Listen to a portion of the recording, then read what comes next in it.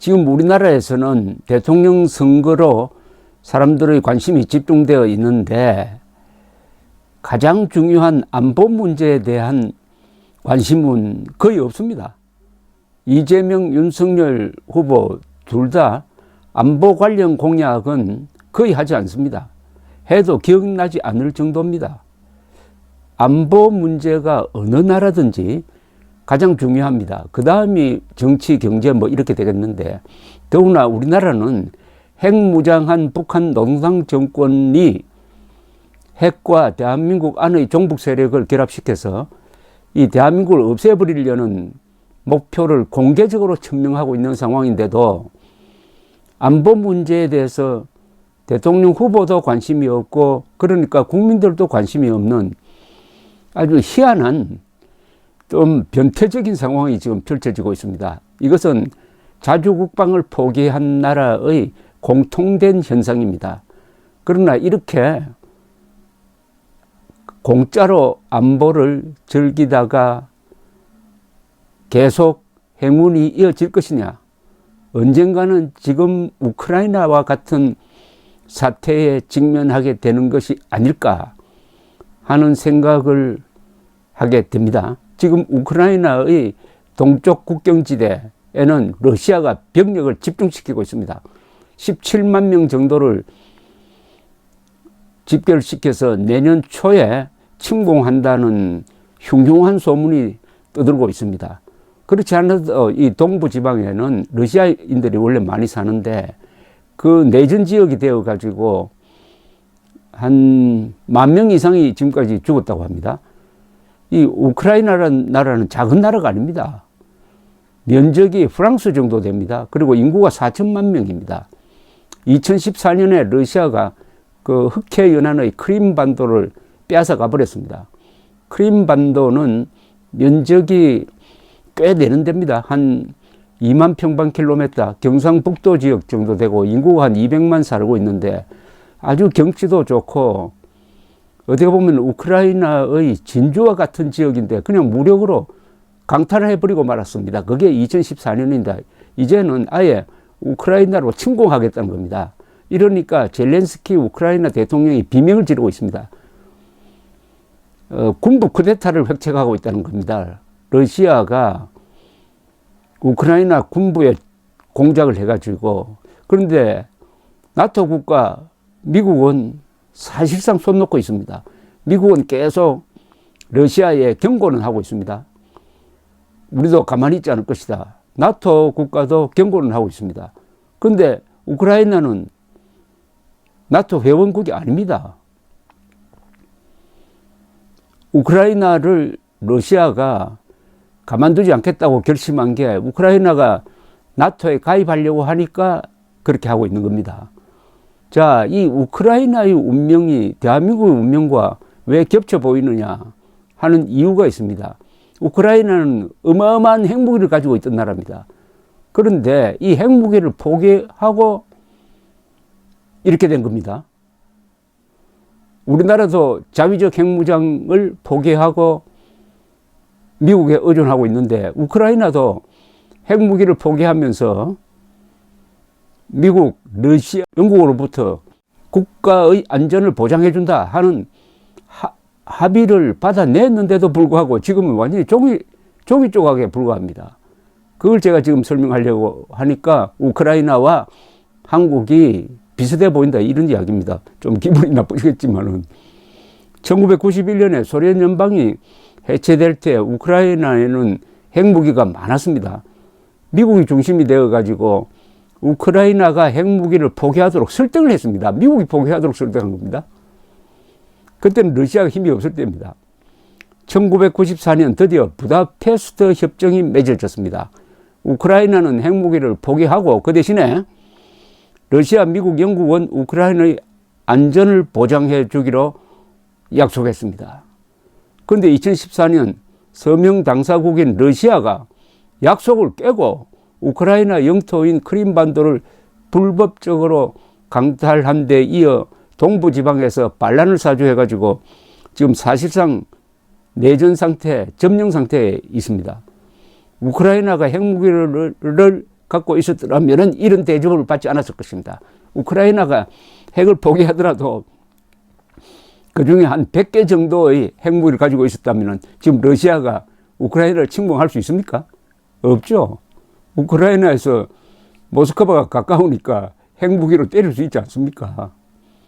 미국과 영국을 믿고 또 러시아는 신용이 없는 나라지만 그래도 미국과 영국이 우리를 보호해준다고 하니까 러시아도 우리를 설마 치겠느냐 이렇게 안심하고 있던 우크라이나가 참 어려운 처지에 놓이게 되었습니다. 핵을 포기한 국가가 핵 보유 국가로부터 이런 식으로 당하는 것을 국제사회가 막지 못한다면 앞으로 핵 개발 선풍이 불지 모릅니다. 한국도 언젠가는 결심해야 될지도 모릅니다. 머지않아 아마 이미 북한은 핵미사일을 실천 배치한 것으로 보이는데 그렇게 해놓고 지금 러시아가 하는 식으로 한국을 재래식 무기로 침공했을 때 한국은 어떤 선택을 할 수 있느냐? 어떤 선택을 할 수 있습니까? 크림반도를 뺐듯이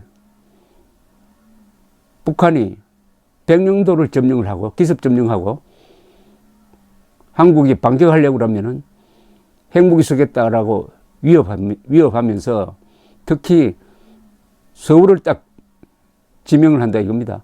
그런데 김정은이가 핵미사일 발사 포탄을 누르면은 서울 상공에 터지는데 딱 7분 걸립니다. 한국은 지금 수도권을 방어할 체제가 되어 있지 않습니다. 더구나 문재인은 시진핑에게 수도권에 사드 추가 배치 안 한다는 약속까지 했습니다. 그리고 핵 민방위 훈련도 하지 않습니다. 그럼 다 죽는 거예요. 한 몇십만, 몇백만 명이 한순간에 죽는 겁니다. 이런 위험을 아는 한국인들이 그때 좀 되면 차라리 백령도 먹고 치워라. 백령도 먹어라. 전쟁하기 싫다. 이런 결정을 하면은 어떻게 됩니까? 그 다음에는 백령도가 아니라 다른 지역을 또 요구할 거 아니겠습니까? 예컨대 강원도 반은 우리한테 넘겨라. 그러지 않으면 핵무기 쓰겠다. 그때도 강원도 넘겨주고 차례로 경상북도 넘겨주고 경기도 넘겨주고 그럼 끝나는 거 아닙니까? 이게 농담이 아닌 게 바로 핵을 포기한 우크라이나가 러시아로부터 이런 식으로 당하고 있습니다. 크림반도 뺏어가면 그것으로 만족할 줄 알았죠. 2011년에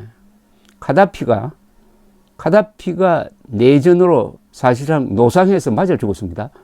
그 카다피도 핵무기를 개발하려다가 미국의 압박으로 핵을 포기했습니다. 카다피가 핵을 포기하지 않았더라면 그렇게 비명행사하지 않았을 것이다. 이렇게 김정은이가 판단하고 있을 것이라고 게이츠 국방장관이 이야기를 하면서 북한 핵 문제는 해결하기가 참으로 어렵다. 북한의 핵을 폐기시키는 것은 사실상 불가능하다라고 이야기를 했습니다.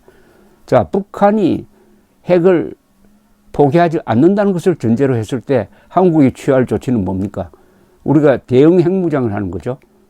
우리가 자체적으로 핵무장하는 방법도 있고 미국의 전술핵을 재배치하도록 하는 방법도 있고 그리고 그 전술핵에 대해서 우리가 공동사용권을 갖도록 하는 방법도 있고 여러 방법이 있습니다. 우리가 국가 의지가 있으면은. 그리고 한미일 동맹관계, 특히 한미 동맹관계를 지금보다 한 10배 정도 더 강화해가지고 미국이 가지고 있는 핵이 사실은 한국이 쓸 수 있는 핵이다 하는 사실을 김정은한테 보여주는 방법도 있을 것입니다. 그런데 지금 김정은의 이 핵 전략은 결국 한국을 공산화시키는 거죠.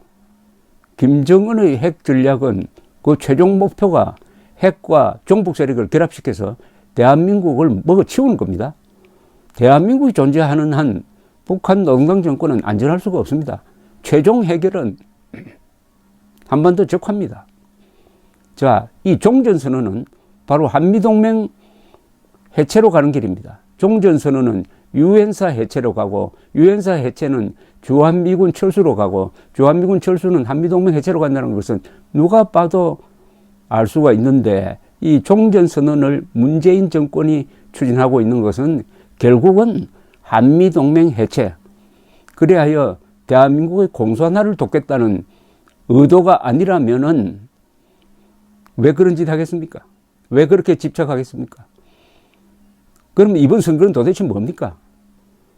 이번 선거는 한미동맹 해체냐, 한미동맹 강화냐이고, 그것을 딱 보여주는 게 종전선언입니다. 종전선언 찬성파는 한미동맹 해체파입니다. 종전선언 찬성파는 한미동맹 해체파, 종전선언 반대파는 한미동맹 수호파라는 요점을 윤석열 후보가 빨리 국민들에게 쉽게 알려야 합니다. 그러면서 종전선언을 반대한다고 해야지, 그런 전후 좌우 설명 없이 종전선언 반대한다면은 어떤 프레임에 빠지느냐, 당신은 전쟁을 좋아하는 사람이다. 종전선언을 추진하는 문재인, 이재명은 평화를 사랑하는 사람이다. 평화냐 전쟁이냐, 이 프레임에 또 빠지게 되어 있습니다. 감사합니다.